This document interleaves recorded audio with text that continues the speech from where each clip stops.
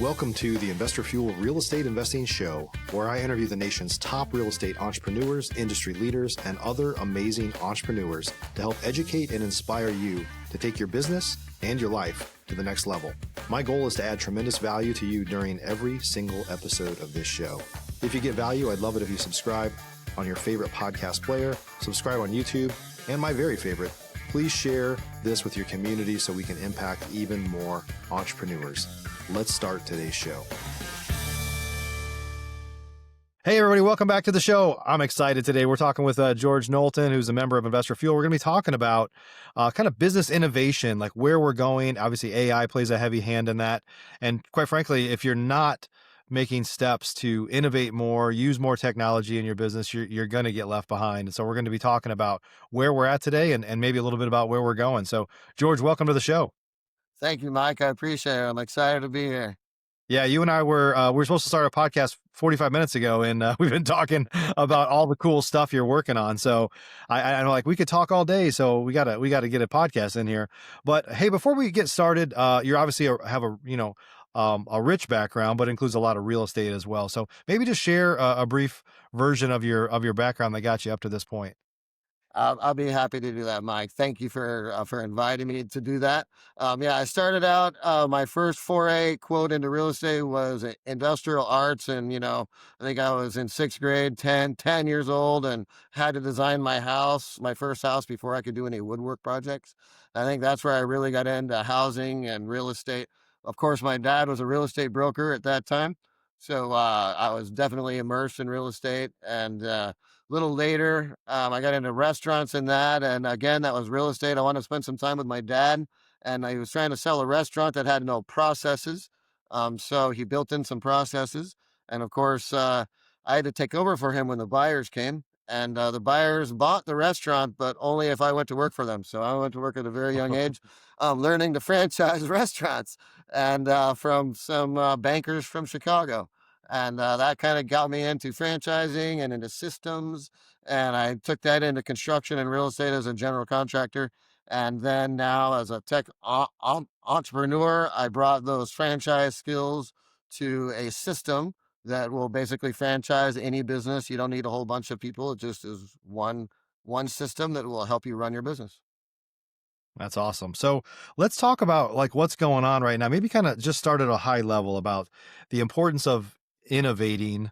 And we're going to get into a whole bunch of stuff here, but just a lot of people are, there's always people that when some new technology comes along or a market changes or something that just stick their head in the sand. And there's some that embrace what's going on and they lean into it and they find silver linings and things like that. So just maybe talk kind of high level about what's going on with innovation and kind of state of the union, if you will. Man, from my perspective, Mike, we are in the biggest change and the biggest part of innovation that I've seen in my lifetime. I wasn't alive in the beginning of the Industrial Revolution. I think we're going to be very close to that kind of growth, except for with AI actually is causing another industrial revolution right now. And I think everything is going to change from the way that we interact with the people that work for us, to the way that we interact with our own selves, to the way that markets work and cycles work, to the number of hours that we work. I think innovation is essential. It has been for many years. The first adopters of computer programmed equipment in their shops put every other shop out of business. And I think that's going to happen today with AI. Those who are afraid and wait will end up being caught behind the curveball and, might be getting less for their company than they ordinarily would, or might be put out of business by somebody who early adopts. Yeah. Yeah. So I guess really now is the time for people, like, if you're afraid, like, don't shy away, like look in, start finding out ways you can implement it in your business. And we'll kind of talk about some ways to kind of steps to get started with that. If people are, some people are, maybe they feel like they're pretty good and it's like, here's how to lean into it. If you feel like you're way behind and you don't know how to spell AI, maybe Right. then it's like, okay, here's where to go. Here's how to get started. But Let's talk about it, just like some of the impact that it's having already and where you see things going over the next few years. Well, right now, one of the biggest impacts is in little small applications. And I think everybody can see it in the marketplace. You can hear ads for this AI tool and that AI tool, and they're popping up, hundreds a day are popping up. And it is getting flooded. So right now, it's all about implementation is where AI is at today, is which tools are actually functioning, which ones are going to work, and which ones are cost effective. Right. So you really need all the tools in one place. Having 25 tools out there to use is really not going to be cost effective or be time efficient. So I think what's coming is this time efficiency. Jensen, the CEO of NVIDIA, put a call to action this last week that the Chinese are early adopters of electronics. We've all known that for years. They always do. And what I didn't actually equate was the arms race in that. So he actually put a call to action and asked us Americans, say, get over your fear and start using all of the applications that you can because it makes the applications better. And that's what helps us in our arms race because AI has caused not only a new industrial revolution, but an arms race as well. And if the Chinese are all using the applications at a much higher rate than we are, then their learning curve is going to be much faster than the Americans. And so I'll second Jensen's call to action that don't be afraid. Actually, fear will cause detriment. You want to step out in this and embrace it uh, with safety and caution as well. Yeah. So let's talk about, some of the pushback to people that are, some are just not using it, but some of the things you just said, like safety, like privacy issues. There's a lot of issues kind of facing the AI world. And so sometimes that causes people to just not get involved. I don't, like, I don't want it to know what I'm doing. It's like, well, I mean, it's going to find out anyway. Just talk about maybe some of the concerns. Yeah. Okay. I'd love to talk about it. Yeah, so it is going to find out eventually. If it doesn't already know, it will at some point. That said, I think it's very important to keep your stuff private. So you've really got to, more and more companies are coming out with complete systems that you can use the power of ChatGPT and the power of AI without putting your stuff, all of your business information out where people can see it because we need a lot of doctors have HIPAA requirements, finance people have all kinds of different requirements to keep stuff safe. So all of these things are important considerations that are being dealt with, and you really have to pay attention. Like if you go into Chat GPT and ask it what its security protocol is, it will tell you it is proprietary. You can pay for extra security protocols, but then it's still proprietary on the backside. So what does proprietary mean? I know I don't take proprietary blend pills. So I definitely look for that security part, and I think that's important. And then also it gives rails. So one of the things that I think is a misconception is ChatGPT has different levels of intelligence. Number one, so if you don't pay at all, you get semi-intelligent GPT, and if you pay $200 a month and get the pro version, you get a much smarter GPT. That said, those GPTs do not have any guardrails. So when we build a GPT at our company, we put guardrails on it. In other words, it can only, if it is a lawyer GPT, it's only looking at the bar. It's only looking at what the particular information we want it to look at, and it's making all of its decisions based upon that information. When you ask a Chat GPT to do it, it's also including that blog post from the 15-year-old kid that told you that Elon Musk is Yeah. an alien, right? Yeah. And Yeah. that doesn't help you, right? That gives you a wrong answer. And Yeah. so really finding the guardrails and finding companies that are really focused on that piece, I think is very, very important. Yeah, I use Claude a lot for some things, and it'll just make up some crazy stuff. I'm like, I give it some guardrails, and next thing I know, it's way off the reservation. I'm like, so it can go down a rabbit hole for sure.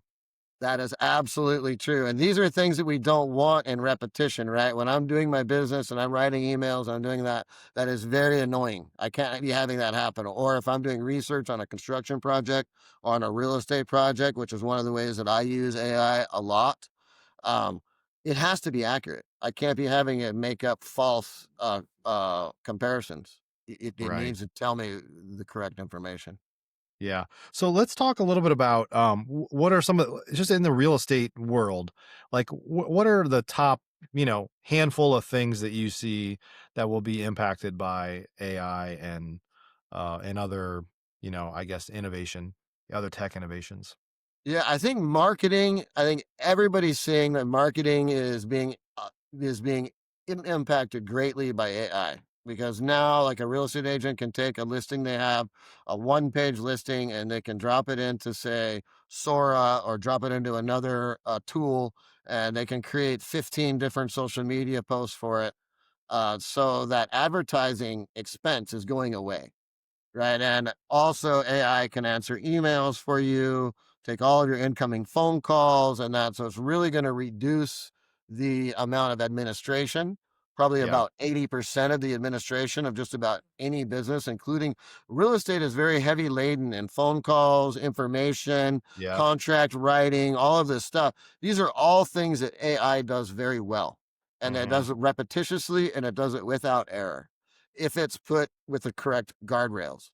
Uh, so these are the ways that real estate is really going to change. And I think that ultimately what's going to change is that AI is going to enable us to tokenize real estate. In other words, we're going to be able to have real time valuations of real estate, and so that unsophisticated investors can actually buy shares just like they can buy shares in the stock market. And I Yeah. think that'll release trillions of dollars of investment money in America. When you the administrative stuff is obvious, right? Like that's gonna free up a lot of the administrative burden and the labor type stuff for all entrepreneurs, but let's kind of just talk about real estate investors and real estate entrepreneurs. When it comes to analyzing deals and data to find deals and stuff like that, how do you I mean, it's like when everybody has the same tools, like what's the advantage if everybody, there's always this like period where somebody has a tool that other people don't have and they can exploit that opportunity, right? But then everybody has the tool and it's like, okay, well, what does that do to the marketplace when everybody has ray guns, you know?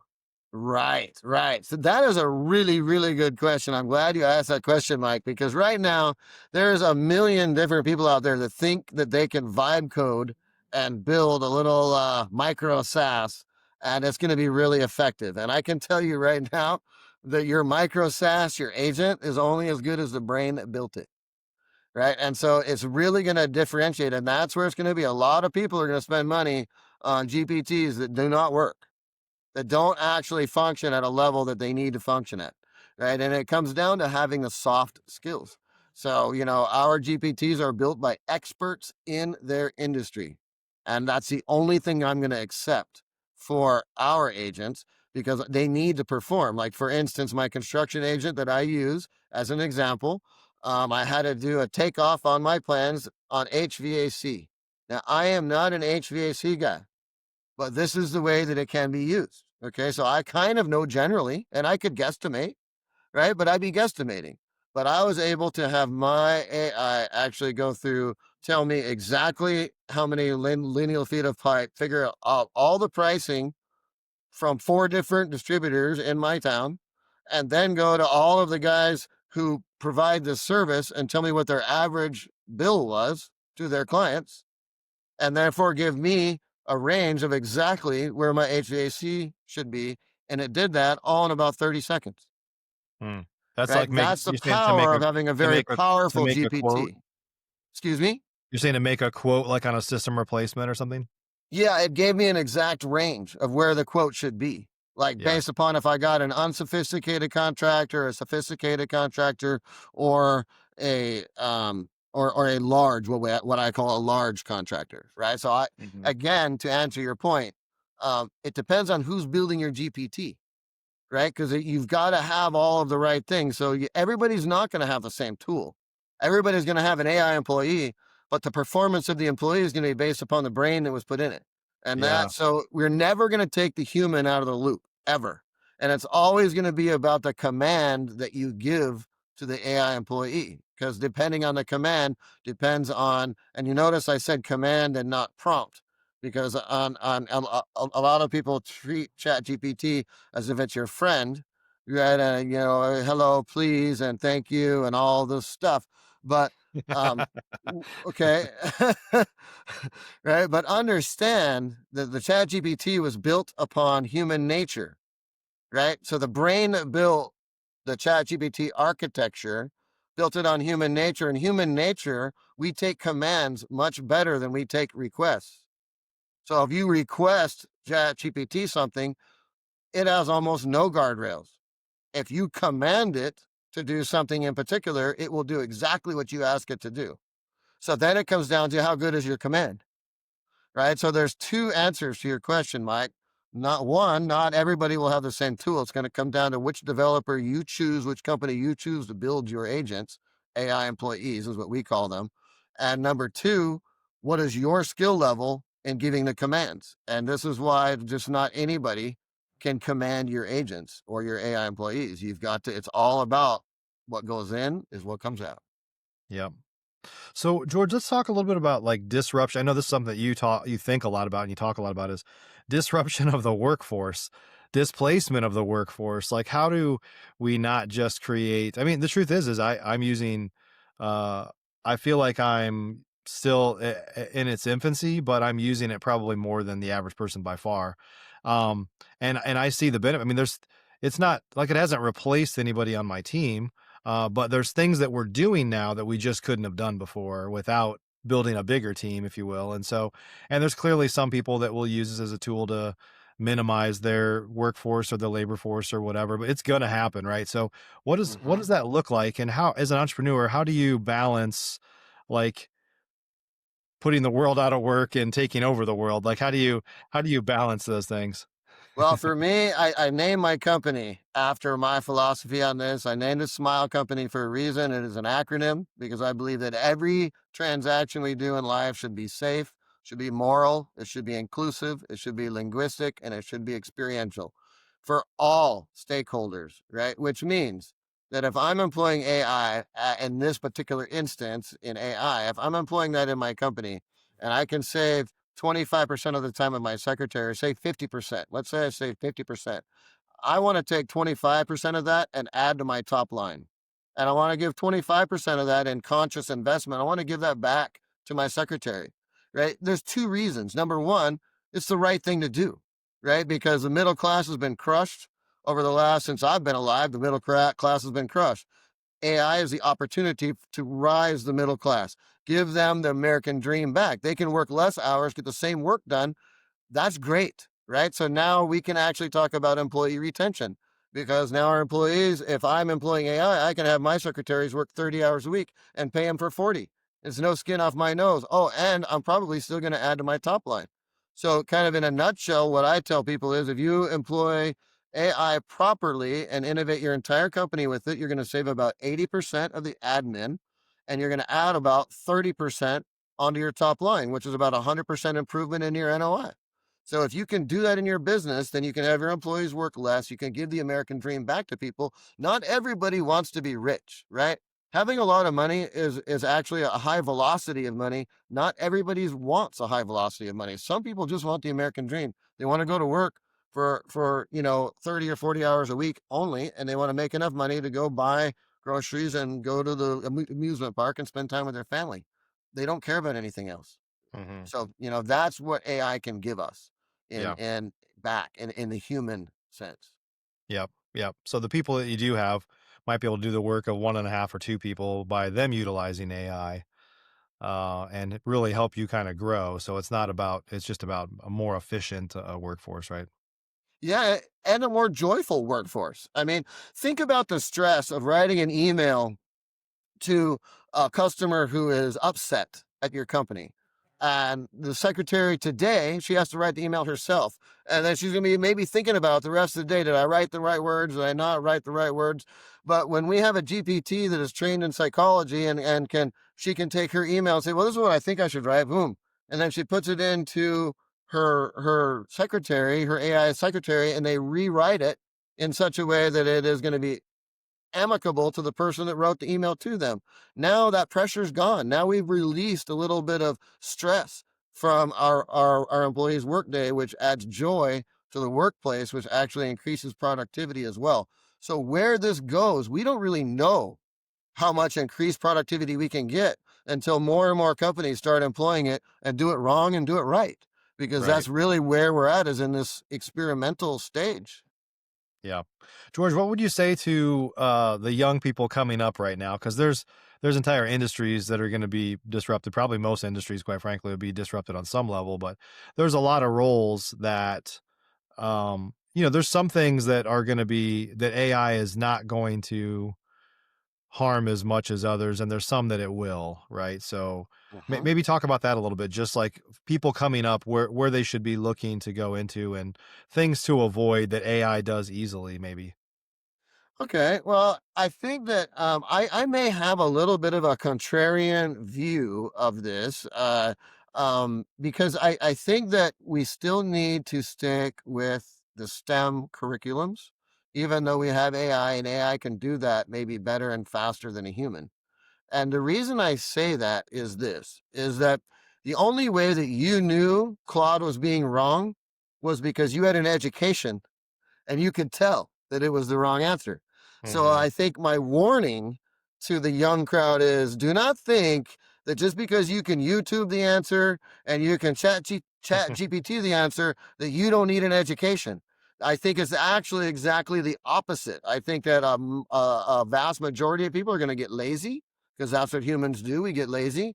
And when that happens, the value of having an education or having a trade and a skill is going to skyrocket, because you're going to be able to tell when that computer is wrong. You're going to be able to tell, and you're going to be able to actually be able to give it the right command, because again, these commands come from knowledge. You can't give it the right command if you don't know if you don't know how to do the engineering, right? It might be able to do all the math for you and shortcut that, but you have to give it the right command to do it. So that Hmm. would be my biggest thing: is stick with your math, your all of your STEM courses, and don't be lazy. Don't be lazy. Use your brain. Yeah, you're right. When I use AI, I mean, I was thinking of like, well, I have a son that's 18, just got out of high school. Like, I'm thinking about like, could he go into what could he, how could he lean into the AI kind of future that we have here? And on some level, I'm like, but he doesn't have the level of expertise to know what questions to ask and build commands or prompts and things like that. You still need to know how to ask the right questions. You still need to know how to kind of set it up so that it'll do what you want it to do. I mean, that's very important, right? It is to a point, but he can start just by actually being honestly curious. So a lot of people make mistakes in ChatGPT by asking for the answer that they want.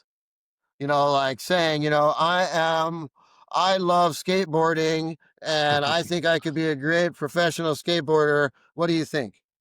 And ChatGPT Right. will come back and be like, "Oh yeah, you should definitely do that. How long have you been doing it?" And it'll give you all these, it'll blow sunshine up your rear end, right? It'll just Yeah. tell you, "Yeah, this is it." But if you honestly come to it with an honest assessment of who you are, and say, "This is who I am. This is what I like. This is what I don't like. This is my weakness. This is my strength, blah, blah, blah." And then, what do you think my best use of AI would be going forward? Which job should I do? Where do you think AI is going to take over? And you can start asking it these curious questions, and it'll get you started.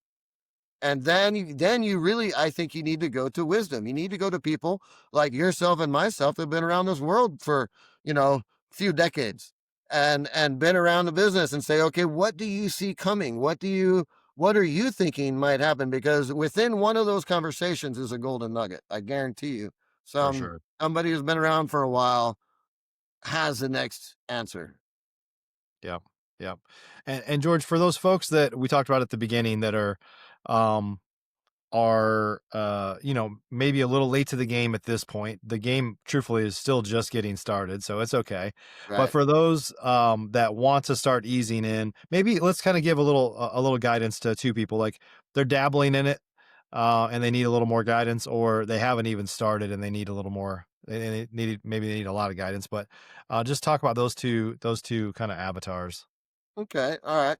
I think that if you haven't started at all, probably the easiest way to start is to just get a free Chat GPT account and just start playing. You can just play there, right? And it literally is playtime. Play and be curious and see what it will do for you. Check out the different applications that are available in there for free, right? Sora, I think, has some free stuff in there that is pretty fun. You know, it's just kind of video-y fun stuff. But again, it's all playtime. But I think it'll get you comfortable and curious enough that then you can actually move to something like an organized platform that can actually do some work for you, right? Where you can actually go in and investigate, like an investigate a Tide 360, go to their website, see what they actually offer. If you have a business, it's a service business and you don't have a customer relationship management system, you definitely, that's the first place to start checking now is check into a company like mine or a company like Fireflies. Fireflies is a great way to get into AI. I can tell you that's, it's just a transcription service. I think it's $5 or $6 a month, super inexpensive. And it will just record your meetings that you have and give you a transcript and give you an assessment of how often you talk and your tone of voice and all of these different things that are helpful in negotiation. Those are really good quick wins that you can kind of get a little bit comfortable with the Chat GPT. And then definitely look for companies that have white glove onboarding or sandboxes where you can play a little Yeah. bit. Yeah.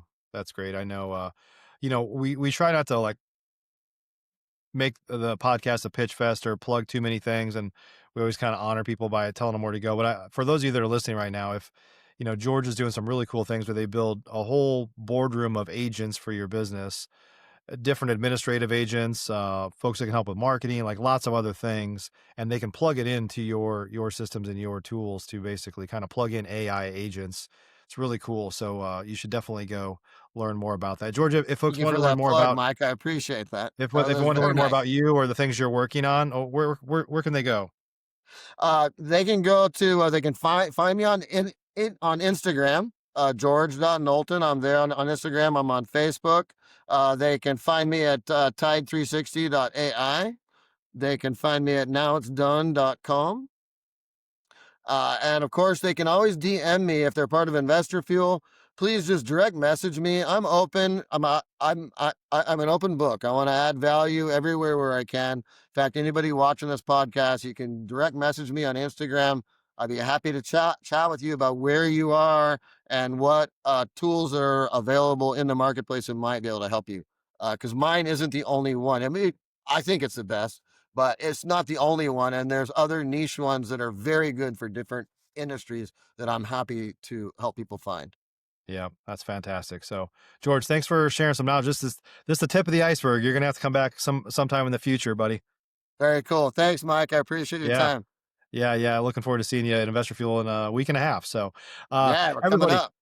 hope you got some great insights from today. It's still the early stages of AI, but you don't want to get left behind. So make sure if you're fearful of this stuff, start talking to people that can make you a little more comfortable. If you're excited about this stuff, just keep leaning in because it's a deep rabbit hole that'll you'll start to find new use cases and everything for how to improve your business and maybe be able to do things that you just quite frankly couldn't do before. So it's a really cool time to be alive and maybe a little scary too, but everything that is exciting probably has to have a little bit of an element of fear to it because there's a lot of unknowns. So anyway, appreciate you guys joining us on the show today. We'll see you on the next one.